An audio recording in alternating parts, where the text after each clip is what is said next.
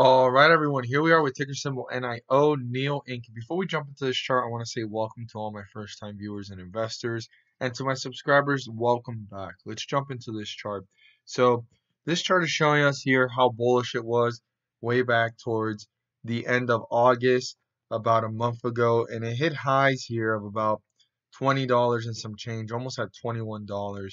It dipped, rose back up to it, and it created a resistance at that point. So this is a very important point right now for the bulls to continue to run, and I really want to let you guys know, if you guys missed it or overlooked it and only seen my last couple of videos, I wanted to inform all investors here what are some key numbers to pay close attention to the next coming weeks. So 21 is a very vital number for the bulls, and the bears, they're going to want to try to tear through this number. This is the lowest point that it reached throughout this whole leveling off and up and down and volatility in the last month, which is 1562. That's the lowest point after this run.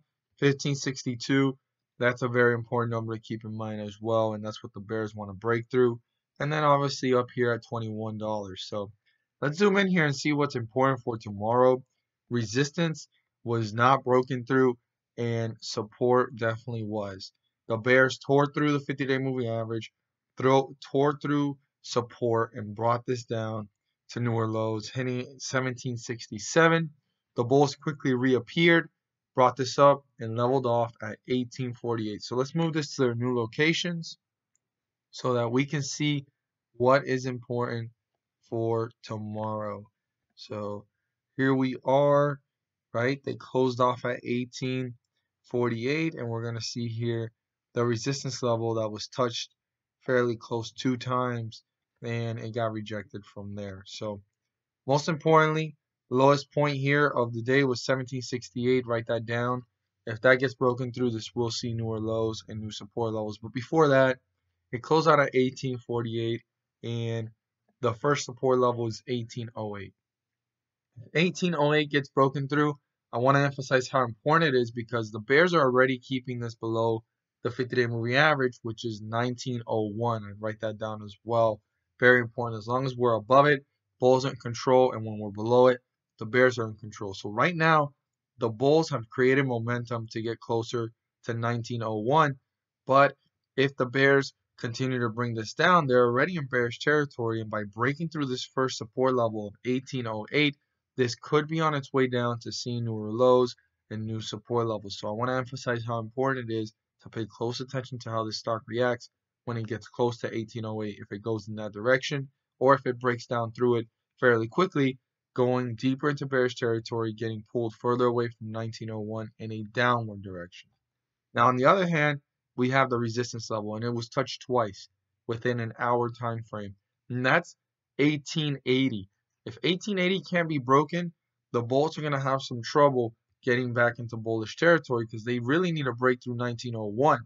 But if 1880 gets broken through, at least we have a sense of direction of where this is going, and the bulls need to turn that into support by breaking through it, turn it into support, and start to work their way up to newer highs, and hopefully cross 1901 to go ahead and break through the 50-day moving average, getting them into bullish territory.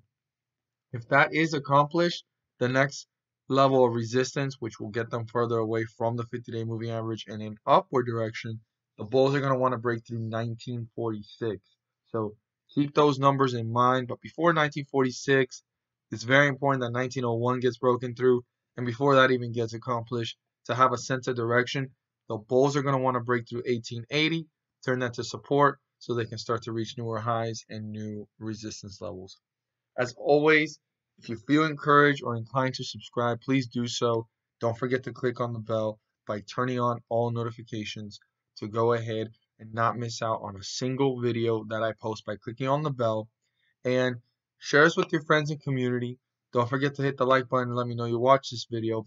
And as I'm speaking, there's going to be a pop-up video that is very informative, packed with information for what may happen tomorrow in the market and what's been going on in the last couple of weeks. So for any of you guys that have overlooked it or knew about this but didn't quite know enough information on it, I talk all about it in this video. So click on that video so that you guys can receive that insight as well.